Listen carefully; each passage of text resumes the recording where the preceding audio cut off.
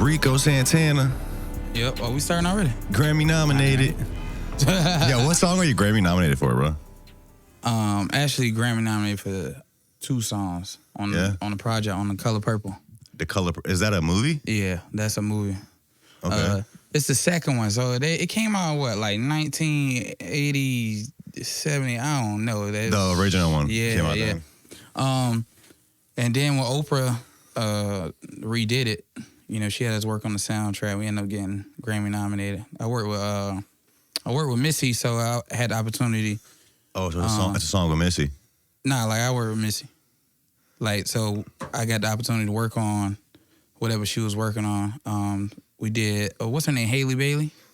Is that Justin Bieber's? Nah. Oh, you talking about Halle Berry? Yeah, Chloe Bailey's sister. Okay. The Little Mermaid. Yeah, okay. Yeah. So we got a joint called Keep Going. And shout out Cortez too. He always saying shit out. Cortez Ellis. That's my partner manager.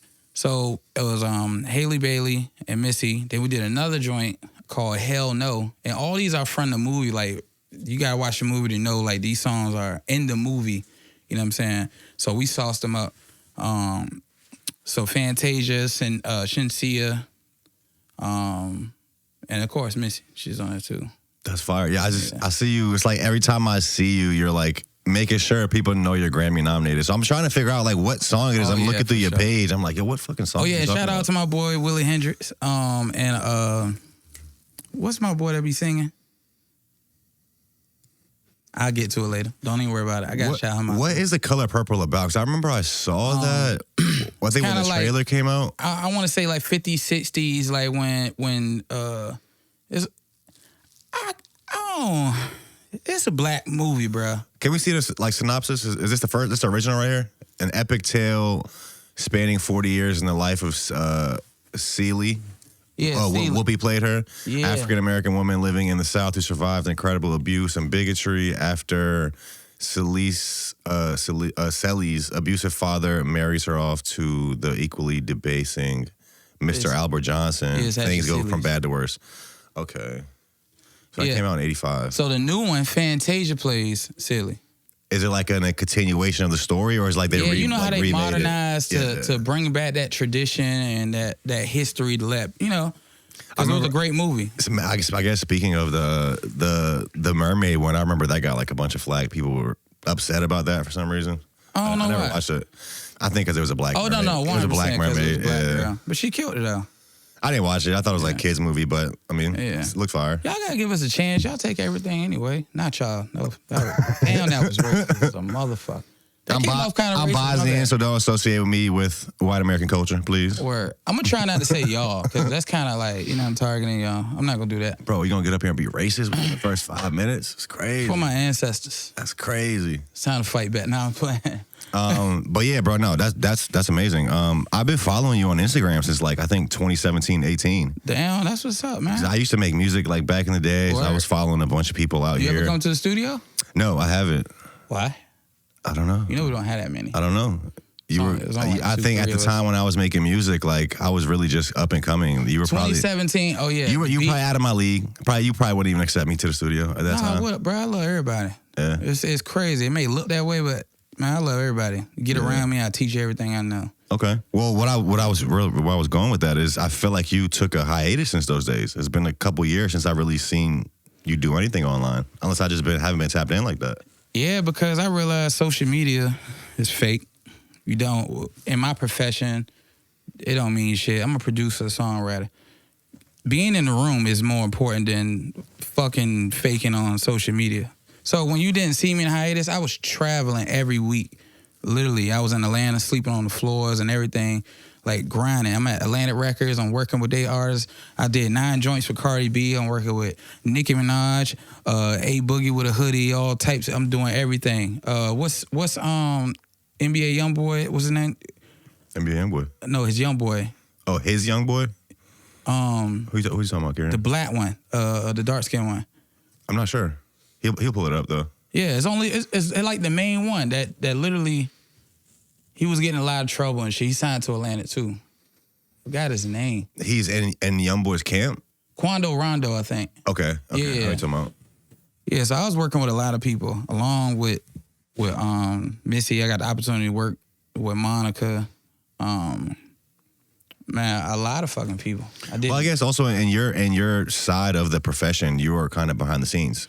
So it's like an artist might need to really do marketing and be on social media, but you as a producer, songwriter, you can kind of just make connections behind the scenes and make things happen. Man, the network is way bigger when you shaking hands and you in the rooms and they can feel your chemistry, your presence. They can analyze and judge your character. That's who people really want to work with. You know, I've never had success sending a beat pack out ever in my life. All my success came from being in the room. You know what I'm saying? That's where all the opportunities come from. Like, no beat packs, no nothing. Because they will play you and they will manipulate you and lowball you and stuff like that. And fortunately, my partner, my big brother, my ace, my mentor, Cortez Ellis is a dog and don't nobody play with him. So business is always fair and we always get what we want. You know what I'm saying? So when I start doing that and I put my focus there, and because I was trying to build Virginia, I tried my best. I don't know if you did your research, but I did the first Virginia tape. It was stadium music, all local artists. I had 26 local artists on the tape, and it's crazy. I had maybe 40, 50 that actually was in the studio getting on the joint. What year was this? 2017. That was a big year. That's when we had BEO, CEO, Young Crazy, 2K Mello, Lionel Jackson, Yamanian, Big Will, everybody. You know, so that was a beautiful tape, and I had a vision to do a big concert and everybody promote, and you know, we come together collaborative, and it just ain't work like that. You know, the Virginia shit got in the way. What do you mean the Virginia shit got in the way? Just the egos, the ideology of the next man getting ahead of you. There's no reason you shouldn't promote something from your area. You get what I'm saying? Me and you from the same area. Me promoting you don't hurt me. It don't dim my light. You know what I'm saying? I'm actually proud of you. And this is what I'm saying. When I start separating local and industry, when you really get in the industry and you go outside of Virginia, let's just say Atlanta. I'm going to use Atlanta a lot. They fucking love us. They just think, because you got to think who they're thinking about from Virginia. Missy, Timbaland, Pharrell, Pusha T, his brother Clips, Chris Brown, Trey Songz. So we don't have that many, so they're only thinking about the greats. Everybody's great. You feel me? Bro, and we're talking about legend. Everybody's legendary. We're not talking about one-hitter quitters. So when they think about Virginia and they actually see us somewhere else, it's like, oh, they looking at us like, they fuck with us automatically. They love our vibe, and that's what I'm saying. You got to get outside of Virginia to even experience that and know that it's okay to show love. You know what I'm saying? I done played niggas' music in the studio in front of, head A&Rs, executive A&Rs. I don't have no problem showing love. That don't hurt me. Matter of fact, hanging your hat on discovering an artist or getting an artist signed or breaking an artist is the greatest thing ever. It's better than getting a placement. Yeah, if you're the first person that's hip to somebody, or it's like going back to being a kid. Somebody. It's like when you're in high school and you find out about an artist before your friends. Yeah, for sure. When you put your friends on with that person, you'll never let them forget that. 100%. You showed them who that was. They'll never let you forget it. Yeah. You put me on this, and they can't fake it because they never knew about it. You get what I'm saying? And that's okay. And you're supposed to give praise and props and show homage when you've learned something from somebody else. Like that, we just not doing that. And I just think that's just whack. They still won't learn. So, you know, when you see me take the hiatus, I just stop talking because they don't listen. So in order to have an impact, you got to show and prove. You got to show results. So boom, come back. Grammy nominated, 2-time BET nominee, 350 million streams. I've done the Grammys. So I do Missy's shows too. So her Out of This World show, I produced that, co-produced that or whatnot. And I've done everything she's done, the Essence Festival, the Coachella. People are hearing my work all across the world. I just did the Victoria's Secret fashion show last month. I be having fun at the crib. I have so much fun, it's hard to pull out my phone and show everybody my life. You get what I'm saying? And when you really genuinely love what you do, it's going to be hard to really connect with the social media when you don't care about it. That don't stop your pocket, don't help your pockets. Social media money ain't real money.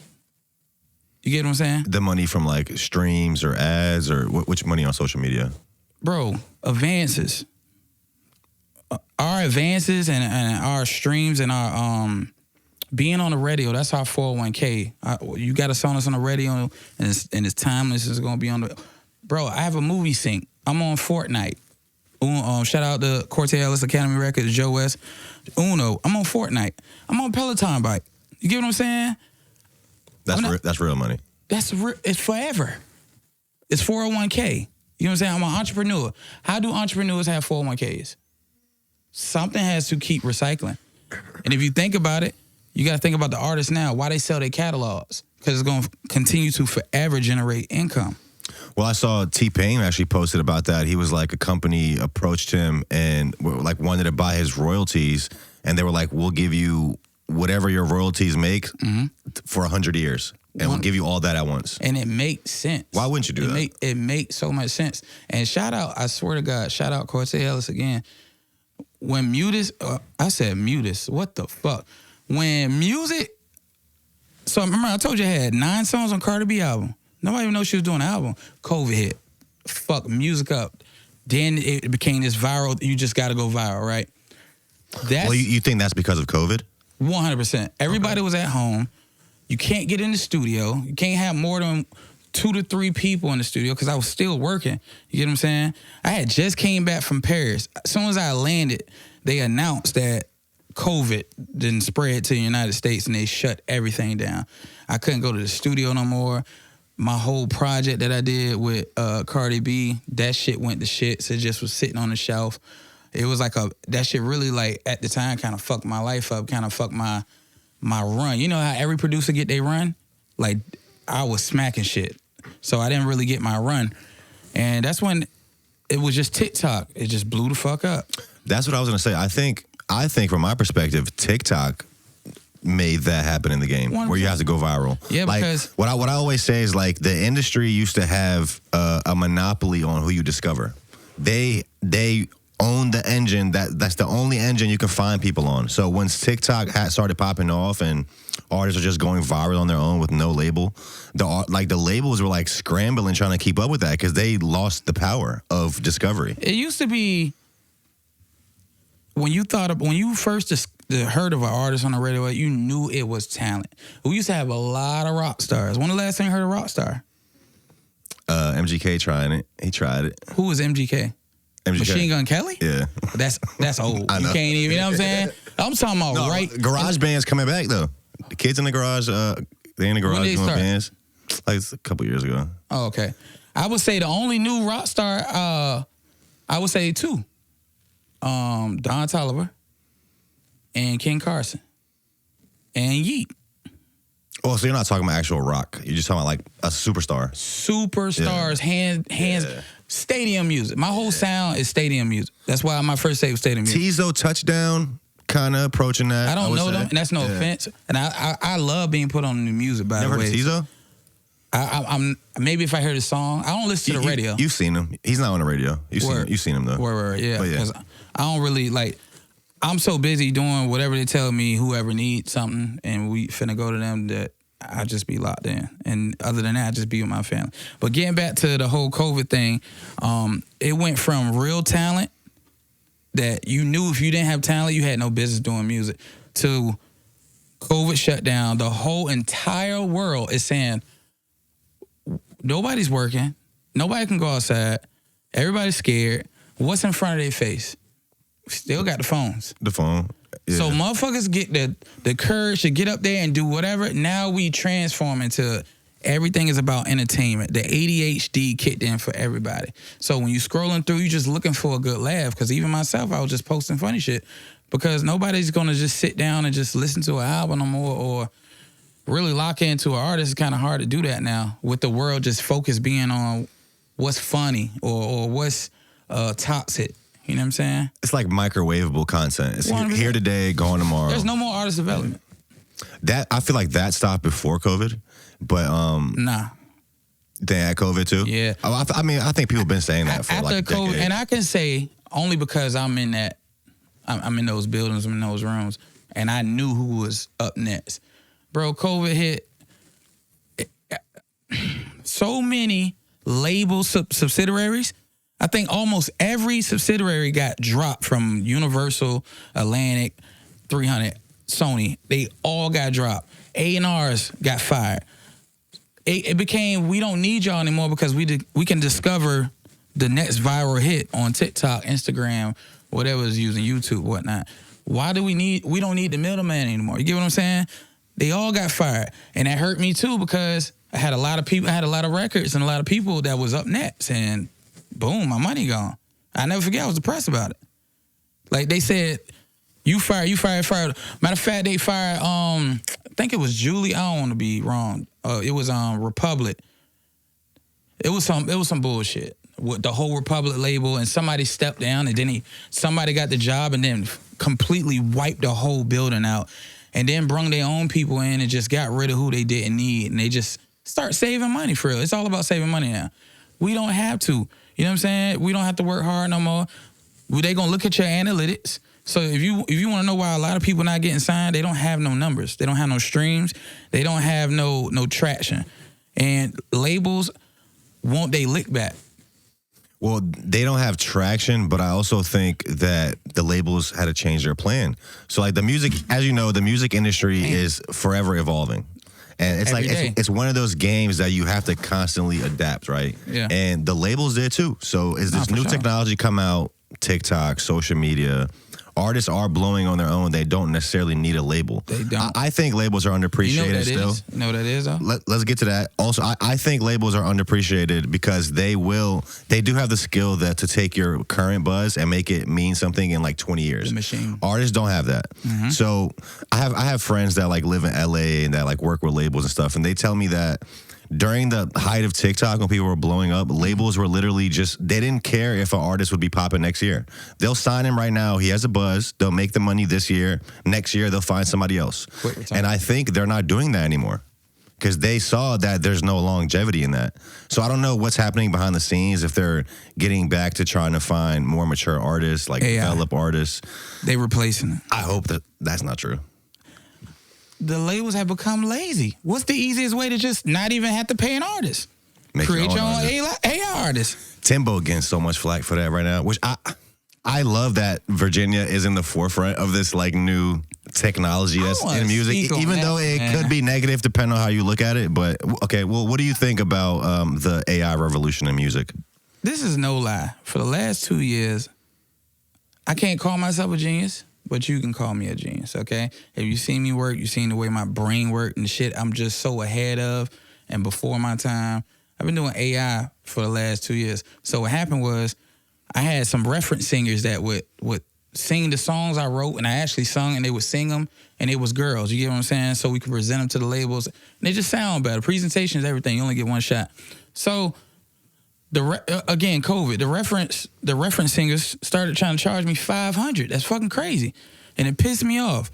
One thing about when you piss me off, I get a chip on my shoulder and I want to prove you wrong. And I end up discovering AI. And I found out that I can take my vocals and put it in anybody's voice that I want to.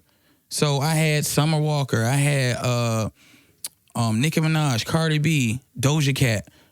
So now I'm shopping them to the labels, and you can hear yourself on them. You get what I'm saying? You can actually hear yourself. This is me. So I know if I sound good or not. I know if it's in the right key or the right range because it sounds good. You get what I'm saying? So I hit AI a little different. I didn't really aim to have my own artist, but Timberland's from Virginia. You know, you being from Virginia, we lock in. We not distracted. We lock in. We talented. We gifted. We going a step above, and sometimes people don't understand until it's time to understand, and you understand it. So they see that money being collected. For sure, because who gives a fuck what you think? I'm worried about business. I'm worried about legacy, longevity. I don't give a fuck. All publicity is good publicity. So if you hating on me more than people love me, it's still helping me out because you're bringing that light to me. And you got certain people that get it, that understand, like, nah, that was genius. Nah, that was fucking genius. What Timberland is doing? Huh? What Timberland is doing? Fuck yeah. What? You know why? Again, industry. When you're in the industry, bro, it's hard to work with these fucking artists. They talk too much. They show up late.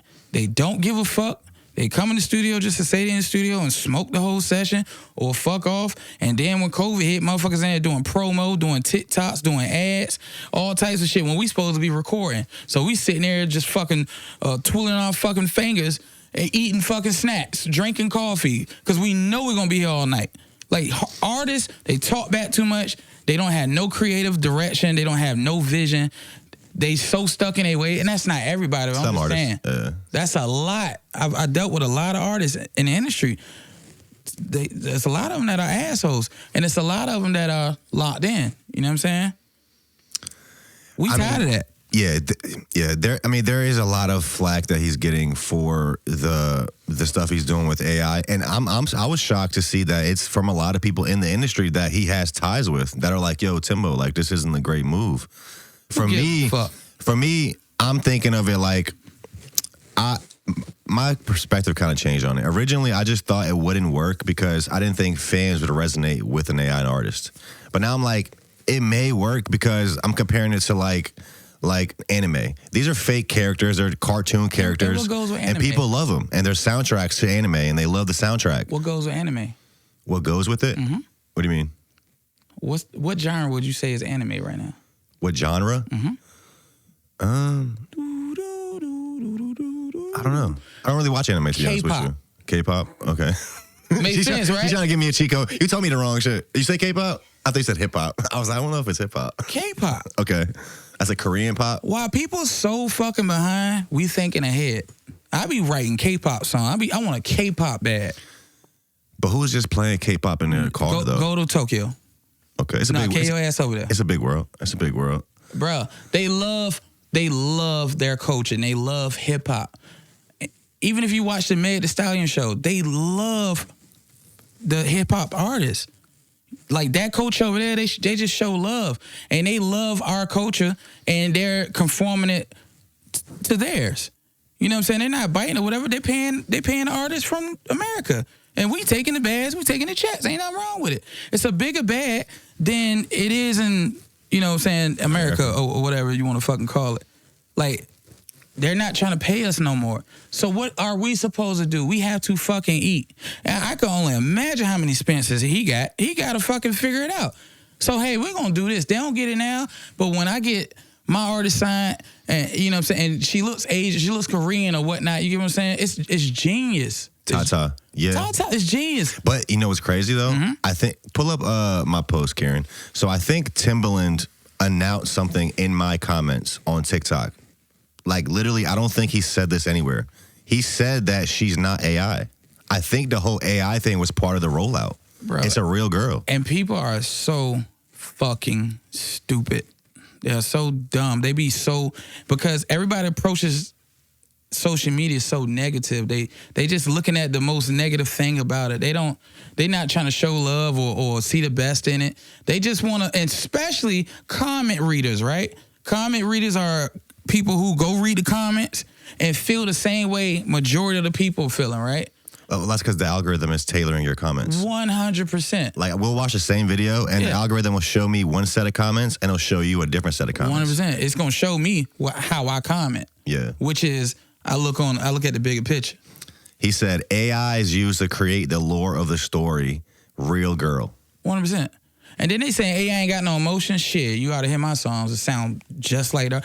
AI is going to sound however I fucking sound. So if I use emotion when I'm singing or I'm rapping, it's literally replacing the vocals. So you can, if it doesn't have emotion, the artist doesn't have emotion. Now, he using Suno, which is a little bit different. I'm using something else, and I'm not going to reveal that because I'm gatekeeping for the rest of my life now. Fuck you niggas. I'm not telling y'all shit no more. But Suno, you put the prompts in, whatnot, and it gives you what it gives you. I did the work. I wrote the songs, and I sung the songs or rapped the songs. I rap like Nicki Minaj. I rap like Cardi B, Glorilla, fucking Lotto. I rap like everybody, and then it just replaced them with their voice. You get what I'm saying? Yours is has more customization. 100%. Mine's more, nothing against Suno or whatever, but mine's is a little bit more authentic, a little bit more emotion involved in it. I do like AI as a tool in any industry, but I do think that it would be dark times if we just have no more human artists. Everything is AI. All the content you see on TikTok is AI. Like, I don't think I really want that world either.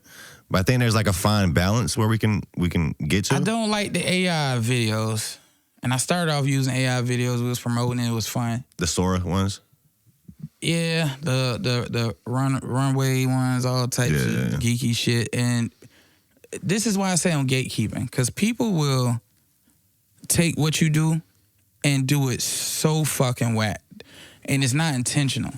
So now you see you don't even like the AI videos. And I'm already over it, honestly. And but you want to know the worst thing about why you don't like the AI videos? Because people are so fucking gullible and believe the shit. You get what I'm saying? That's the dumbest shit ever. I made an AI video. It's kind of going viral on TikTok. I seen it. Yeah. The one about Dr. Umar? Yeah, and I seen the one about gift the hands. You gave him hands. No, that was fire. That was crazy. That was actually really bionic fire. hands was crazy. I did my research. I made a fake one of this. It's like a white girl and her friends with a pregnancy test. And she's like, oh my God, Dr. Umar, I'm so excited to start this journey with you. And she's like holding the pregnancy test. Yeah. I was like, hey, yo. I was like, Dr. Umar, I think he's slick. But see, you want to know the difference between you and 90% of everybody else? What? You sauced it up. You had some creativity. You get what I'm saying? Your prompts was a little bit better. No, my favorite AI video is the gift the hand shit we made. It was more reality. You know what I'm saying? It can be, pull up the Amy Bruce one, bro. We did this is another one we did where people actually thought this was real. It's to the right there. So this is like a painter. She's like an artist from, I think, Virginia Beach. Yeah, I seen her. Turn up on your laptop, bro.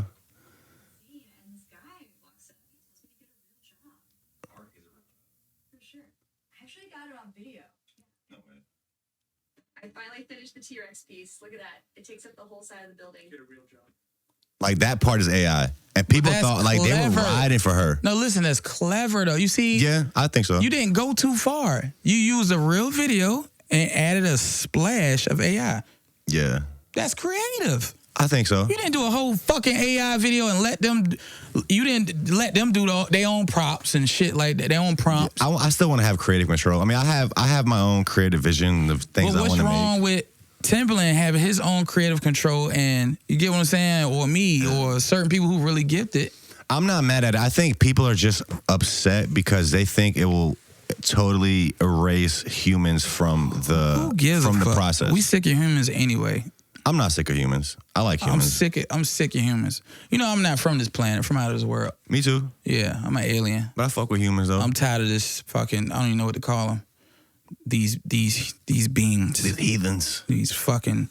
Yeah, I don't know. We'll see. Also, there's on the other side of that, a lot of people say that this whole AI thing right now is just a bubble. It's going to crash. It's like NFTs. No, we all thought it was going to be this crazy thing, and then 2 years later, everybody's losing money. NFTs is whack. That didn't make sense. Like, come on, let's be for real. That didn't make sense. That was whack. That was whack as a bitch. I dropped like $1,300 on a Bape NFC. That was stupid. It was. It was dumb. Hey, I'm not mad at you though. You a go-getter. You wanted to know for yourself if you was going to hit gold or not. I'm not mad at you, bro. I didn't hit gold at all. But you lived and you learned. At least you can say I tried it. But what if it did? What if it was Bitcoin? Well, yeah, true. But like people are just saying like there's so much like infrastructure being built and so much money being put into AI right now, but it's like, what is it really doing? We're making fucking videos with it. Like, I understand it has a lot more potential, and like especially in like military and shit, and like way deeper than. I get it, but that's a thing that some people are saying. AI is thinking for people now. ChatGPT is telling people what to do. That is the new therapist. Well, there's studies that show that if you use ChatGPT for like everything, like especially if you're like writing with it, it actually reduces your cognitive abilities. It's like your brain is a muscle, and if you don't use it, then 100%. You're supposed to go to ChatGPT to get inspiration, not use that shit. Be whack as a bitch on chat. I be like, who the fuck you writing for? Like, if Justin Bieber was trying to do a trap song with Quavo, it should be corny. Oh, people are using it to make songs? 100%. Okay. 100%. But when you're stuck on a syllable or whatnot and you need something to rhyme with that, you just put in the right prompt. No gatekeeping, so I ain't gonna say too much. But you do what I would do. The only way to know what I would do is to talk to me off the fucking camera. Yeah, so that... Because they going to get on here on your show and say that they created it and they started it and never going to give me no props. I've been going through this for a long time, and I'm putting my foot down. Well, speaking of props, I mean, I don't think you. I just found out a lot more about what you've done than I already know. Appreciate you, man. And You're kind. hearing that now, I'm like, I don't think you get talked about in the city as much as you should as for being a producer. Hearing about all you just did. When I'm the biggest. Nah, seriously. I'm really the biggest. Like, nobody's put in the work I put in. You know what I'm saying? Like, I lost a lot. And I ain't afraid to start over. And I ain't afraid to lose that shit all over again. I lose everything I fucking got right now just to win. You get what I'm saying? But it's intentional. You get what I'm saying? I'm only losing what's not meant for me. Anything I lost, it wasn't meant for me because it just wasn't part of the vision. You know, I never got off the vision. People give up on themselves too much. They don't believe in themselves. And they sit up here on your couch and complain and all this other shit when they gave up on themselves. I don't even want to ask who you're talking about. Oh, I'm not talking about nobody. Because this is a culture thing. This is an everyday thing. People sit up here and wonder why they're not where the fuck they're supposed to be when this is your world. This is my world. I control my reality. I control my thoughts. I control how I move my hands and my feet. I control where I go, put my energy into shit. I use my time better than people use. And the results show. The results show. We have nothing to talk about. You can sit up here all day and say I'm this and I'm the best, isn't it? The result is black and white. It's on record. You get what I'm saying? You can't go against black and white. It's on Google. It's on fucking Wikipedia. Go to the website. I'm on a Grammy website. You get what I'm saying? Before music, I was a track star. Just because I wanted to be a major in music. I did what I needed to do, but how you do one thing is how you do everything. I took that shit serious. I'm not a loser. I won. I've never lost in college. 6-time MEAC champion. High jump, long jump, triple jump. I've never fucking lost. I take everything fucking serious. You can go through my YouTube right now. You can go through my TikTok. You can go through my Google. You're going to see nothing but research all day. And motherfuckers not winning because they're focused on the wrong thing. When people start coming up here, let them show you their algorithm. Toxicity, bullshit, fights, killing, switches, all this other shit. That's not going to make you no money. You know what I'm saying? I got 7 kids to fucking take care of. You got 7 kids? 7. And I take care of them flawlessly. You know what I'm saying? The greatest father. I spend time with all of them. I train basketball, do whatever they need to do. It's not a problem. Why? Because I manage my time wisely. I'm a fucking beast. Like, I'm relentless. Everybody don't have that ambition. And that's why they don't talk about me. Because you can't talk about somebody you can't really relate to. You get what I'm saying? You can't relate to me because you ain't put the work I put in. You ain't lost. Before I even got an opportunity with Missy, I flew to Atlanta every week, 2 to 3 days at a time, waiting on my opportunity, sleeping on the floor. You understand me? Or at Corte House, he'll tell you, I slept on the floor. She'll tell you, I slept on the fucking floor. I never complained. I didn't get an opportunity.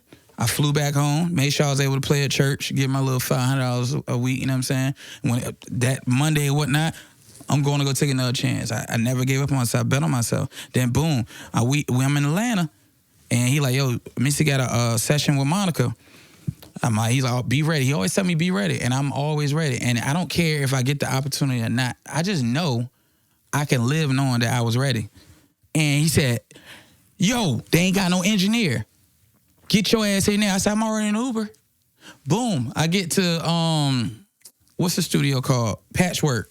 Mm-hmm. It's lit, bro. I get my chance. I walk in that bitch. I got my own mouse with me, with the ball, whatnot. I got my hard drive. I'm ready to work. And this was my opportunity to add value. I didn't even make the fucking beat. I just added so much value. I was in there recording. I was engineering. I was doing vocal coaching. Whatever you need me to do, I will open your chips if you know what I'm saying? If you need me to open your chips, I'll open your chips. I will throw away your trash. I will lift your fucking feet up. You know what I'm saying? Like, people say they want something, but they're not willing to do whatever it fucking takes. They're not putting in the work, bro. I mean, honestly, bro, the sad reality about being in anything creative is a lot of people aren't ambitious. No. And they won't put the work in, like you're saying. But also, I think a level of fate plays into this. Like, this is just not for you. Fate. Destiny. I think. I don't agree with that. Okay. I don't agree with that. I believe in destiny. I believe certain things are for certain people. Her name is Destiny. That's funny. Her name is Destiny. It's my destiny. Anyway. And then at the end of the day, some people are just, sad to say, you're just trash. You're just not good enough. No. And you might never be. All right, it's not fake. It's delusion. And delusion plays in two different ways. You got certain people that are trash, right? But they lit, right? Because they're delusional, that they made people believe that they are fucking good, and we know they're not. But they built a fan base off being delusional and believing in themselves. Then you got some people that are delusional because they want to hop in and do something because of what they see from it, but they don't love it and they're not willing to sacrifice and lose what it takes to get where they really want to go. And those people just quit, yeah. They just stop. And you a bitch. You just didn't love it. Yeah, like no, you a bitch. Because you gave up on yourself. You don't love yourself. Yeah. You's a pussy. You have to love this game. Whatever you're doing in the creative space, you will quit. There's so many failures, so many rejections you'll face along the way. So many fucking no's. So many no's. You know how many beats I done sent? And it was like, no, hell no. Let's send them another one back. You know how many times I had to restart a whole idea? I mean, we talking about another complete beat. I never stop. I don't care about no no's. That one yes to change your life, though. Yeah. Just one yes. To go back to what you said earlier, in 2017, you're rolling out this Virginia tape with a bunch of local artists, and I guess at that time you felt that it wasn't going anywhere. Like your vision for Virginia or trying to put Virginia on, it wasn't working out how you intended it to. I think times have changed since then. I wasn't super involved in the scene in 2017. I knew a little bit. I want to hear about why you think that is, but I think it's gotten better. I think a lot of our artists are more seasoned now. People are collaborating more, supporting each other. But the main reason why I think that like now is the time for us to win is because I think the public is more receptive now. In 2017, like the further back you go, people didn't believe that local people could become successful. Like it wasn't really a thing. But like in Virginia, in our area. And that's so crazy. I've been creating since 2009. So like the further back you go, it's like people just thought you had no chance, so they didn't support you. But like as time goes on, you start seeing more and more people blowing up online for various things, whatever they're doing. Now in the back of everybody's mind, they're like, okay, everybody has a chance to go viral and build a career online. So now it's like they're more receptive to what's happening locally. People didn't believe because there was only 7 artists that come from Virginia. So there's not a track pattern or there's not results that you can just blow. How many people have traveled and got the fuck out of Virginia? Everybody blew up and got their opportunity outside of Virginia. Also, those 7, like they're like decades ago. There's no like exactly. They're not like recent examples. When it was harder. Yeah. When you had to pass out CDs, you had to do promoting. The only time people knew about you was word of mouth and real grind. Well, why do you think it got worse? Because you have a phone in your fucking hand. Free promo all fucking day. You don't fucking use it. You don't send your music out. You don't promote yourself. You don't love yourself. You don't believe in yourself. And you're entitled to think that somebody's just supposed to support you because you think you're talented or and people do be having good songs. But you have to you got to fuck the algorithm. You know what I'm saying? You got to put some lube in that motherfucker. You want to know how you put some lube in that bitch? How you make a girl happy? How you make a goddamn prostitute pay that motherfucker. Pay for some fucking ads. And that's why I say in 2017, bro, 26 artists, if we all had to just promote it, we would have done something. You get what I'm saying? We would have done something. Something in the Water was the next 2 years. Was 2017, was that the first year of Something in the Water? 2019. That's when my daddy died. Sorry for your loss. Oh, nah, fuck him. Yeah. Well, things just got dark. I don't fuck with nobody who don't believe in me. Period. I hear what you're saying, man. I know that made you uncomfortable because you trying to figure out something to say. I don't know what to say about that. Hey, when you've been through what I've been through, you'll learn that I got a dark ass humor, but I'm dead serious. To be able to talk about some of the shit I talk about it seems very dark, don't it? It's my real fucking life. I don't talk to my mama. I hate my mama. You know what I'm saying? She picks sides or whatever. You know, I don't know if you listen to my project, Pain of the Gods. I started listening to it earlier. How you say bro's name? Is it J Flash? J motherfucking Slash. J Slash. I think I also recognize him from those days too. I would think I was following him back then. I think he just got out of jail, right? Yeah, he did 14 years. It's gonna be kind of hard. Well, I didn't see him in 2017. He did have a period when he was out. He was doing his thing. Because he looks familiar. I never met him, but like I remember from those times. You don't forget him. I saw you were in the studio with him and Rollo when Rollo first got out. I don't know if you want to go into that, but I did see you guys drop the project. We was in the studio just chilling. We got a phone call. Rollo, wanted to pull up. Like, we weren't trying to do no music with bro. Now, we was chilling. I had a gym at the time. Like, it's now a site wall. I had a gym equipment, basketball hoop, everything. And our clothes, we damn near lived in the studio. We ran in there, put some clothes on some shit, and came back.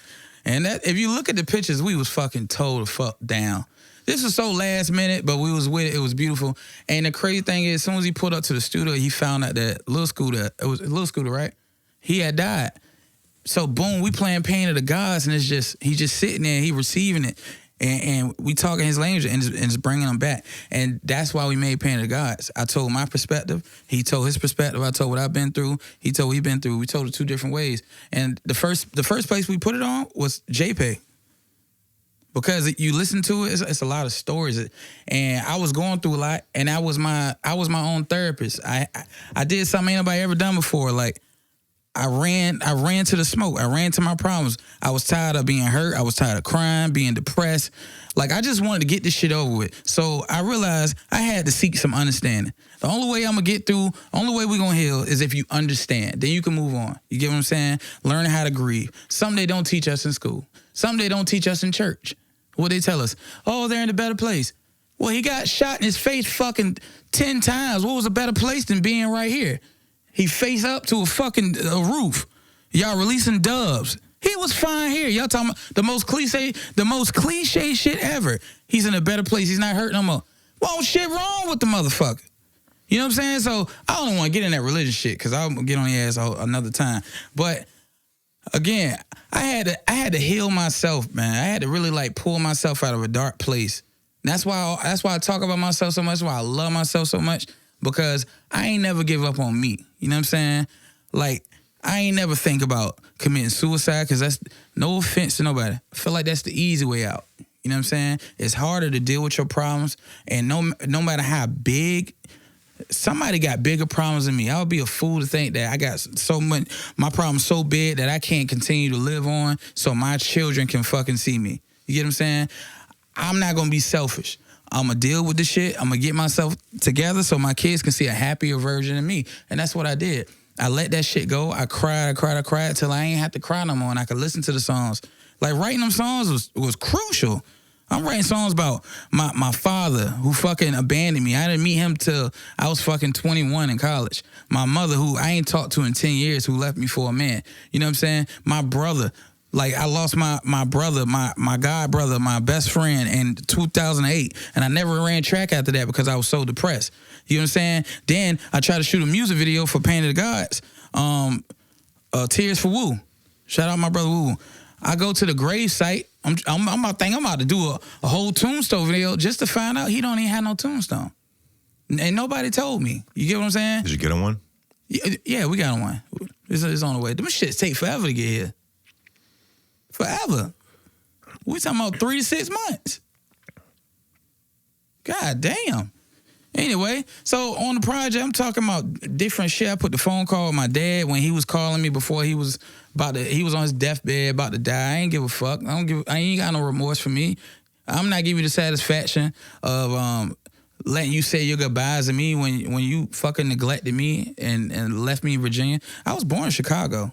Moved to LA with him. And my whole family from LA and Chicago. Beautiful homes and all types of shit. He had us in the projects. He got into it with some Crips or whatnot. And him and my brother put somebody over the balcony. My aunt sent me and my sister here to Virginia. And I just grew up here. You know what I'm saying? And it's like, bro, your decisions is just bullshit. You ain't give a fuck. You chose to do drugs. You chose to fuck off with women. He actually wrote Step in the Name of Love. Like, the music shit in me. He wrote Step in the Name of Love. And what pissed me off about him, what the results, bro? What a business. You out here just fucking off. You hide shit, and you giving people your talent and your skills, and motherfucker made over 200 million. You know what I'm saying? Then you want to sue them later on when you need the money. You ain't need it then. You ain't handle your business. And then you worthless because you ain't leave me and my sister nothing, but you let us struggle our entire life. So, nigga, fuck you. You deserve to die. Double cancer. Bone cancer. Prostate cancer. What else? Lung cancer. You know what I'm saying? You deserve it. You didn't use your time wisely. That's why I tell people, use your motherfucking time wisely. Life can be short or you can make it longer. You said you put the album on JPay. Isn't that like the is that something when like people speak to people in jail or something like that? People speak to people in jail. What is JPay? That's how they listen to music. Everything got to be clean. So it's just like an iTunes for jail? 100%. Okay. That's like the only way they can listen to music. I don't know why I heard JPay was no, I think the first time I heard it, Lil Durk. Soulja Boy has a song called JPay, which actually is really fire. Yeah. And Lil Durk too. Lil Durk went crazy. Do you want to touch on is you said J Slash, is that his name? Yeah, for sure. Do you want to touch on just seeing him get out from this 14-year bid? Kind of, it seemed like he hit the ground running. What? I loved his energy. And I was just building my studio. I had a gym. I did my gym first because my studio, I literally built my studio with my hands. I done built plenty of studios. You probably been in them, didn't even know. But I was building my studio, and I was starting with one room. And I was in there, and Po Boy had told Slash about me. I did music and whatnot. And he just walked in there. You know what I'm saying? While I was building, we got to chopping it up. And I charged him. I'm expensive, you know what I'm saying? But locally, I try to be fair. I charge them $500 a song or whatnot. You know, you get an exclusive beat or whatever. I record you, I do whatever. So J Slash? Yeah, J Slash. You know, I had never met him before, didn't know him or nothing. And wait, are you talking about before he got locked up? Nah, this after he got up. Oh, you just met him after he got out? 100%. Okay. Exactly. That's what I'm saying. And he came in there and we worked. He's like, bro, I work a little different, but I'm gonna respect it. I'm gonna do 5. He came, I said, matter of fact, whatever you do that night, I'll give it to you. He came in there and knocked 4 songs out in 1 hour. I was like, I fell in love with just what he was talking about, where he come from and how he didn't give up on himself. And then he's so versatile. He's so full of energy. He like me, you know what I'm saying? I felt like I had just found a brother I never had before. And we just, from there, charge you nothing. Our visions aligned, you know what I'm saying? And he brought immediate value, you know what I'm saying? Somebody else who got my back, who don't play with me, you know what I'm saying? So from there, we got over, I'll lie to you not, probably 600-700 songs. Yeah, the album is pretty, it's like 20-some songs on there. Are you rapping on the album? I'm rapping and singing. Okay, because I couldn't tell. I went through some of the songs. I couldn't tell if it was actually you on there. Yeah, I changed it don't sound like this because I never thought I could be an artist until he told me I could be an artist. So this album, Pain of the Gods, is your first time actually like doing something 100%. On the song, and the voice came from me just being scared and intimidated, and just that it was a sound of my pain. Like that voice came from me making a mistake. I pulled up a plug-in and made a mistake, and I was singing in it. I was like, oh shit, this shit hard. You know what I'm saying? All my beauty comes from my mistakes. And I said, damn, I want my whole album to sound like this. Like, I'm finna do an album. Then I was doing it by myself, and I was like, nah, it needs a connection. Me just singing and doing all that other shit, hella intros and all that shit, I need something that's gonna connect with the people. I was like, nah, Slash. He did one song. The first song we did was Tears for Woo, because we had similar, you know what I'm saying? His brother Tay died, you know what I'm saying? Got killed or whatnot. You know, Woo Woo got killed in Arizona. And so we just had that similar pain, and we just brought it together. Shit was crazy. And now we doing the whole tape together. It's funny how you can really build a connection with somebody so quick off like passion and off creativity. Most of my friends that I have these days are people I just met recently, and we connected off art. Like, this is my boy Karen. We just met like 3 years ago, bro. Been coming to every pod since then. That's dope. Yeah. And it's like we've been knowing each other for like 20 years. Yeah, 100%. Visions align, man, because you got so many worthless, opportunist, narcissistic motherfuckers who just trying to use you, and that's just, it's heavy in Virginia, and it's hard to maneuver through that without, you know, you want to, like I say, how you do one thing is how you do everything. I give my all in everything I do, and it just got to a point where I just start being consistently disappointed. You know what I'm saying? Because people let me down, and all you gotta, I'm going to show up. I'm gonna do my part. All you gotta do is, bro, just think about it. I'm a producer, right? and you're the artist, right? How far can this song go without you? If you don't promote. Oh, if you don't promote it? If you don't promote, if you don't believe in yourself, you don't go do some shows. I mean, what can I do with our song? Nothing, right? I'm dependent on you, right? A song is worthless until you market it properly. 100%. But whose job is it? I mean, it's the artist's job. 100%. Yeah. So you know how many people then let me down, then gave up on me, then hop into bed with another producer and do the same thing, and you know what I'm saying? The pattern keeps, you know what I mean? It keeps turning, revolving doors. I see what you're saying, man. Yeah. And I feel like it's an outdated mindset, though. Like, there's somebody that was going viral on Viral Virginia the other day. I forgot his name, but he was talking about, like, like, Virginia's never going to get anywhere because our artists don't collab. They don't do this and all that. I'm like, bro, I don't think it's like that anymore. I think that's like a decade-old mindset. There's so many people. Like, bro, this is episode 322. I met so many artists, and there's so many good people. That's a good number. Thank you. Like, bro, most of our artists out here are genuine people, and they're talented, and they work hard, and they do collab with each other, and they support each other. And it's like, I think we're putting like a negative perspective on our area. That's all we seeing. We're not seeing motherfuckers like me and Slash collabing and doing amazing shit. We're not seeing these young ass artists getting together. You're going to see it soon. These young artists getting together, they don't have no egos. They just want to have fun. They just want to do music. And the thing is, what's really making it better is they're recording themselves. They're linking up in the houses and having their own studios at the crib or whatnot, and they're collabing. And when you're doing it like this and you kind of take the business out of it, or we got to pay for the lights and this and that, and it's just creative, you get more out of it when you're not taking it so serious. People take it too serious and they're not having fun with music no more. So when you put it out there and you get disappointed because you only got 757 views in 1 month, and it's just you and your friends listening to it, you get disappointed. You didn't put no work in. That's all on you. You can't be mad at nobody but yourself. Especially if you paid for studio time, you paid for the music video, you done got like $3,000 in this little project. Studio shit is expensive. That's why I don't really promote like that, because I just know a lot of people can't afford it, and I don't be trying to offend nobody. You know I think at the end of the day, if you want to make it in this space, you have to put out a large amount of work. It's called investment. It's investments, and that takes money. So I tell people all the time that they want to start a podcast. I'm like, what I would recommend, my only 2 tips for a podcast is do your own edits and have fun. Because first of all, like, really, bro, I want to hear what you think, but like, if you want to do a lot of podcasts, that shit gets expensive, paying somebody to do all your edits and do everything. Bro, doing a podcast, the first thing you got to do is be intentional, is to have an each.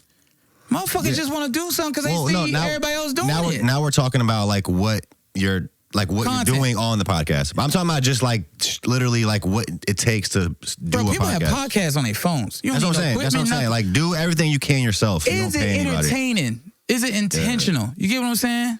Like, fuck all the equipment, all the other shit. Because if somebody see that you got something, they'll invest in you. The right person to find. But if you just up here doing what they seen you do, you know how many people that started because of you? How many of them told you that they started because of you? It's been a few people that said they wanted to start, but I haven't seen them start yet. It's also been a few podcasts that started around our time and that stopped since then. Another thing where I think people go, my thing that turns me off of podcasts instantly is when I feel people are being performative. Like, if I feel like you're just saying what like you think people want you to say, I think that's weird. Like, be genuine, be yourself. Streaming. And then also, like, if you have another thing where people go wrong at is if you have a guest-based platform like this, I have a guest every time. You need to do it genuinely, and the money will come eventually. People want to charge their guests. No successful podcast charges their guests. You don't make money off a podcast from your guests. You want to have great conversations, so you need great guests. I don't have a show without a guest. Most people I see that stop their podcast is because they were charging their guests. And what happens when you do that is the people that are actually fired, they don't need you, so they won't pay you to come on your platform. So what happens is you get the bottom of the barrel people, and they're trash, sorry to say it, and then you run out of those, and then you just don't have a show anymore. I want to touch on this because, first of all, I want to applaud you and give you your flowers.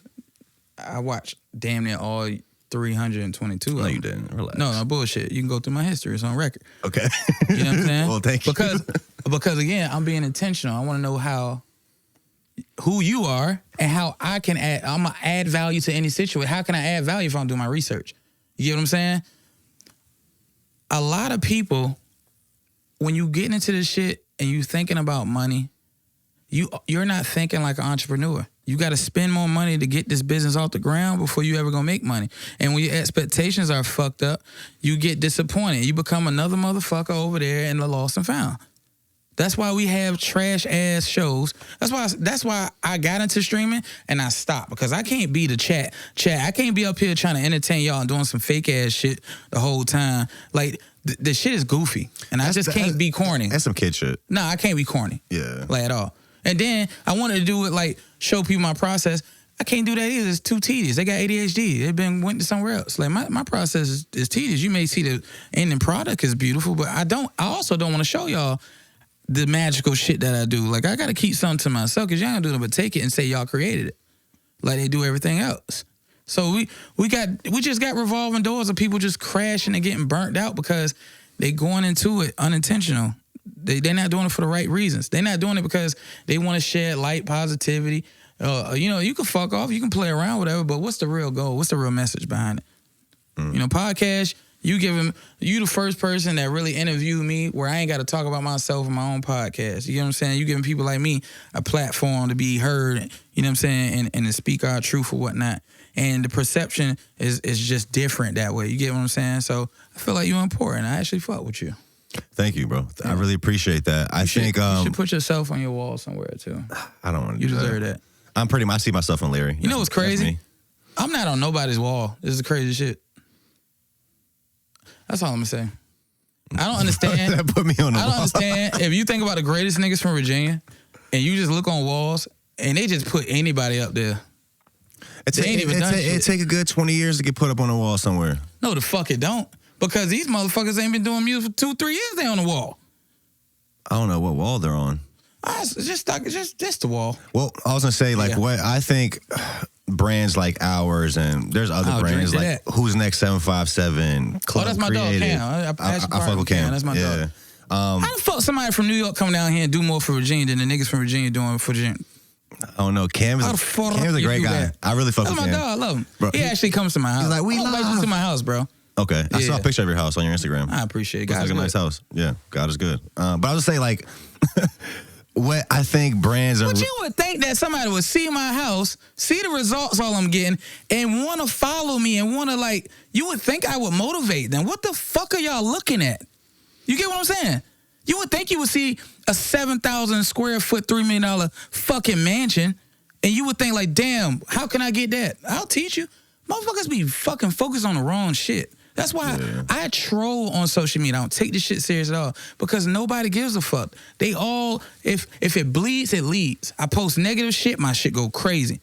I post I'm Grammy nominated, crickets. They don't give a fuck. So why should I give a fuck? And I'm very smart. Once I peep game early, I'm out. I'm gonna just fuck off with y'all.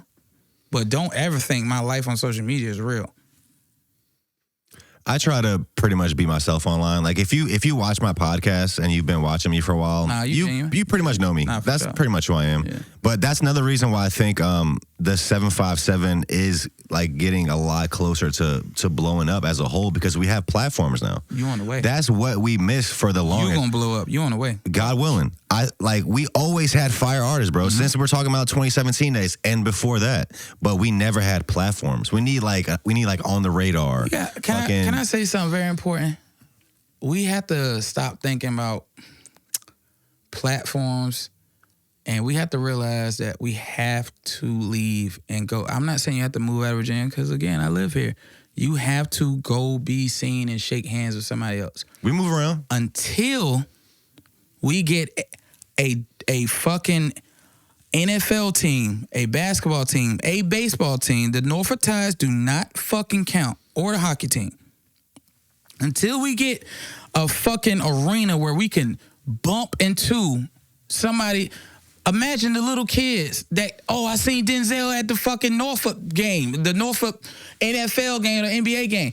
How are our kids being inspired? And this is our next generation. You get what I'm saying? They're being inspired online.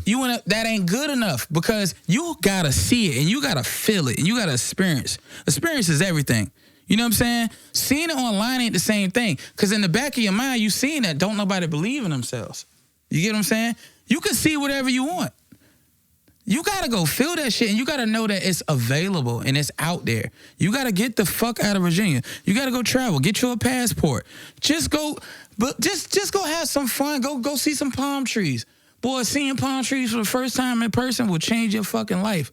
Because then you'll be thinking, why the fuck we ain't got these in Virginia? You get what I'm saying? All right, boom. I know I'm already thinking differently because I done seen differently. You get what I'm saying? I mean, it's like the analogy, or like if you put I forgot what kind of shark it is, but like if you leave a shark in a small tank, it will never outgrow that tank. Hey. But if you put it in a bigger tank, it would actually grow. You the first. Hey. Fuck my vape. You got it? I got it. You the first person that's ever said something that I said. I didn't make that up, but oh yeah. No. I go back to the fuck. Visions align. You think how I think. I respect you. You get what I'm saying? How the fuck? You just are smart enough to make it make sense. You take a shark, and we're supposed to be Shark City, right? You take a shark, not y'all, Norfolk. Anyway, you take a shark and you leave it in a tank. It will never grow. It will grow as big as a ceiling. Virginia is a fucking fish tank and full of fucking sharks. Now, you take that same shark and send it to Shaq's fucking house and put it in his fucking pond. You know what's going to happen? It's going to become gigantic and start eating all the fish in the motherfucker.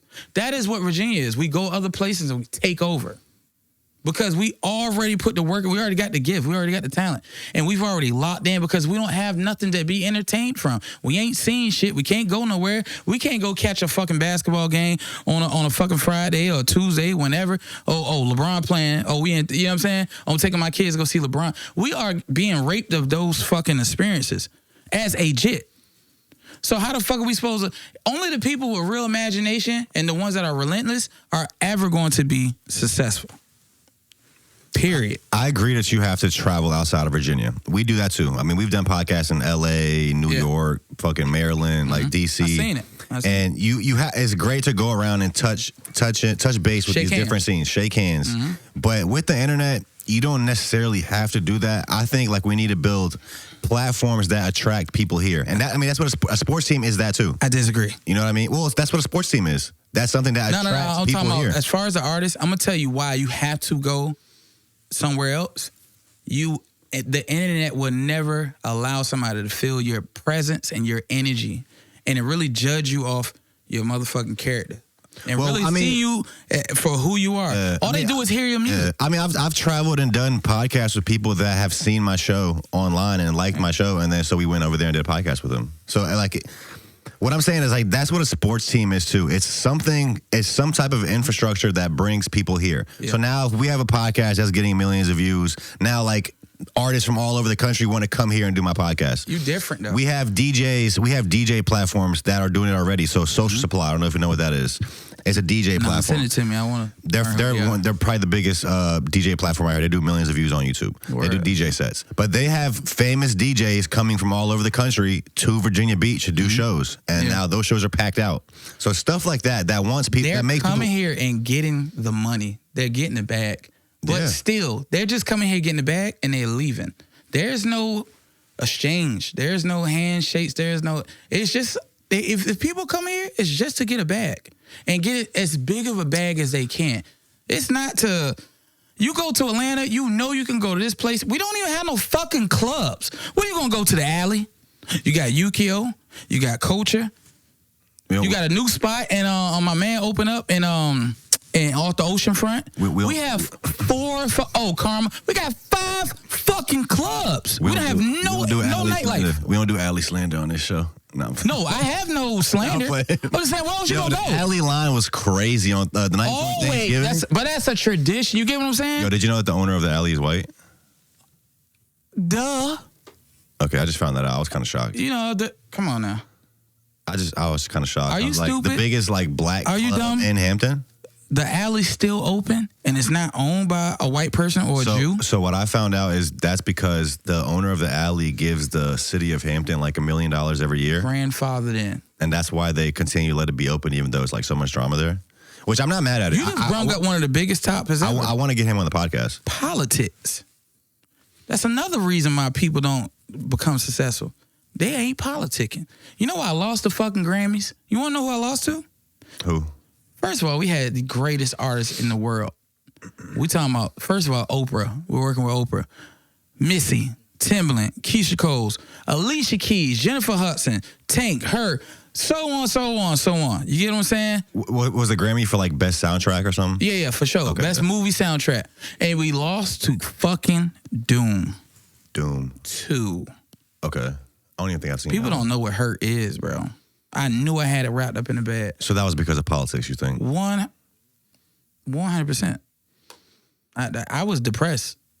I know Oprah fucking politicking out here. She like the goat. This is why I was so disappointed. From on my side of the phone, I knew she had it. You gotta understand, she friends with people on the board. I just knew we had it. 2020, it was 2025. 2023, my first heartbreak. I was working with the Jamaican artist Spice. Grammy, we got a crazy project. Guaranteed. You get what I'm saying? Guaranteed a Grammy win. You know what she did? What'd she do? Go get another BBL. And then it died.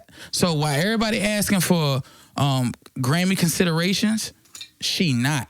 Out of sight, out of mind. You get what I'm saying? Especially in a dance hall reggae category that's very small.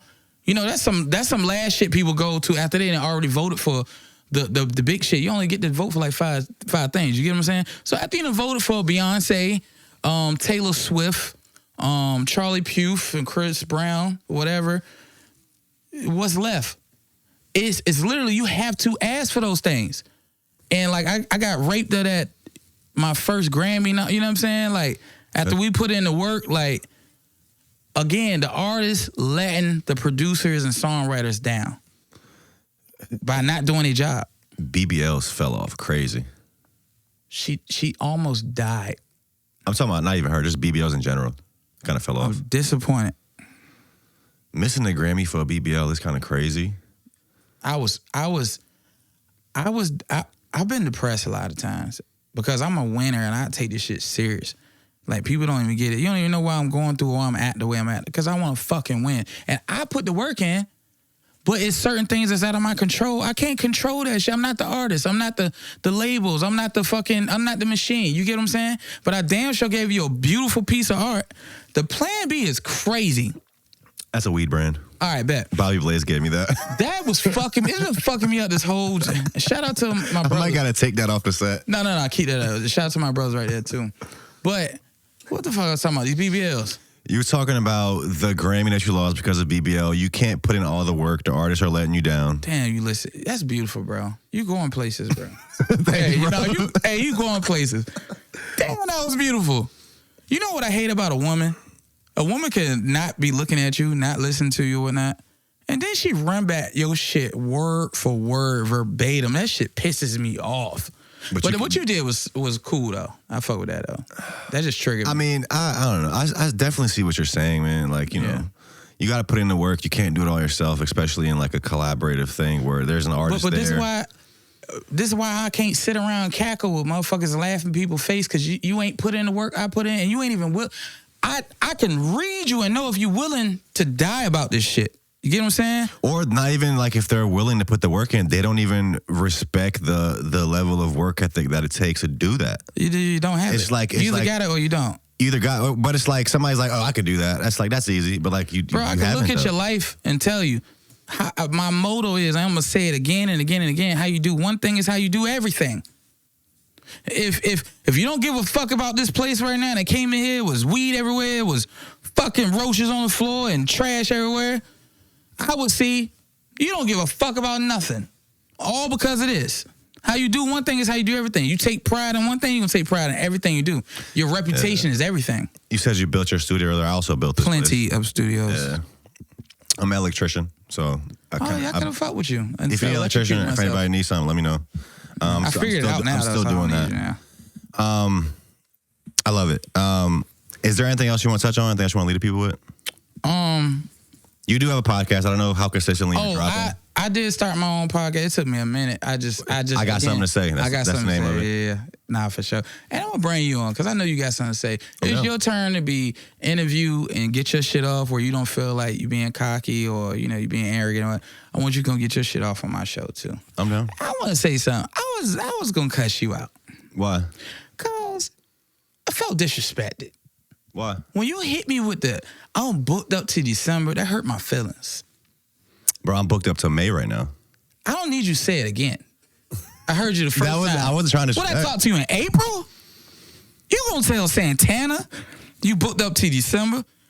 When I say I was hating, I say I was hating on you so bad, I think, how the fuck you got Cam? You mean to tell me Cam reached out to you, Tyzilla reached out to you before I got booked in December? Oh, I was hating bad. Yeah, we usually I'm a hater. I book out like 6 months ahead from Virginia, and that's like right now we have 2 guests a week till May. Some weeks have 3. Fuck with that. So I do that pretty much. A lot of people do think I'm bullshitting when I tell them, but I do that so for my peace of mind. No, I can't confirm. Yeah, I can. I laid up off you. I was like, I love him. No disrespect. I love him. My guy. But I just do that so I don't have to do a podcast and then scramble to find my next guest. It's like my schedule's already, Yeah, I respect that. That's funny as a bit. Hold on. Is this my day to actually do my podcast? No, it was in December. We moved up. I respect you we so much. moved up. It is November. I told you, yeah, we moved up. If you had, I didn't believe it. I messaged bro, I was like, yo. You see what Virginia did to me? I'm just hating on you for no fucking reason. I'm fucking weak. No, I was like, ain't no fucking way. No, you had me weak, though. I'm not booked up like that. You had me weak because I had him, I was like, yo, somebody rescheduled, like, you want to come on Saturday? And he was like, I was going to go to DR, but I guess. Nah, dead ass was. We were going to go celebrate our small wins, you know what I'm saying? And I was definitely about to go. I was going to be there. I was like, nah, this is important. I'm waiting for your ass. I told you I was going to be the biggest interview. Well, thank you for making it. Nah, for sure. Are you still going to go to DR? Yes. Oh, nah, we outside. What are you actually, I'm finna shit on niggas because they keep playing with me. So now I'm finna show them. It'd be a lot of shit I don't show because I want to live a private life. But now to the point I don't give a fuck no more because I don't give a fuck about me.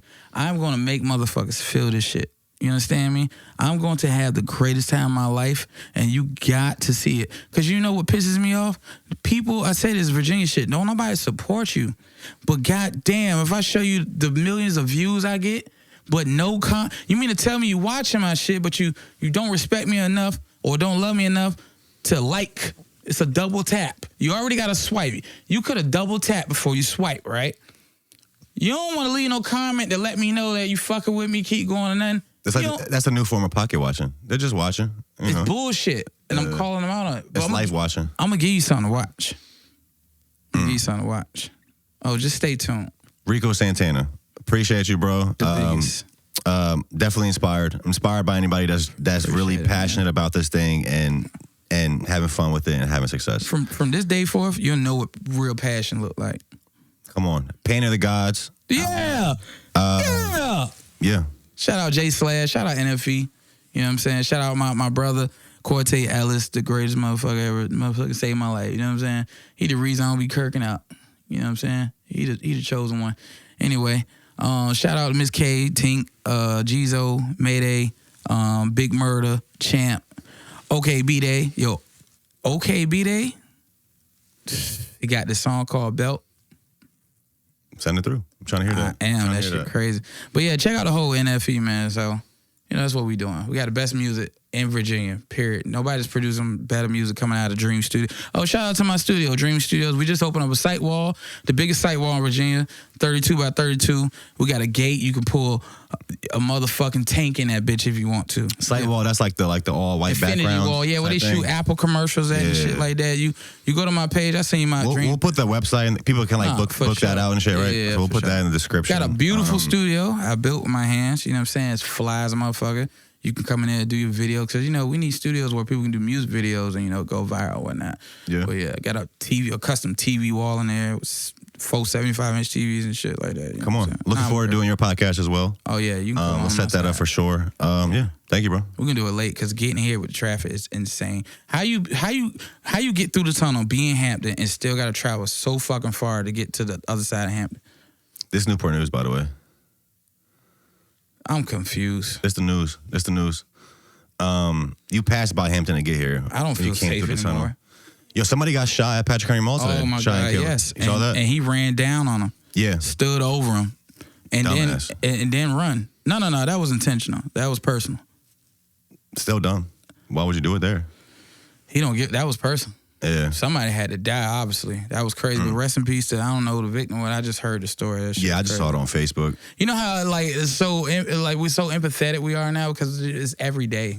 We see this shit and hear about this shit every day. I'm from Norfolk. Newport News got the highest crime. They just battle for the...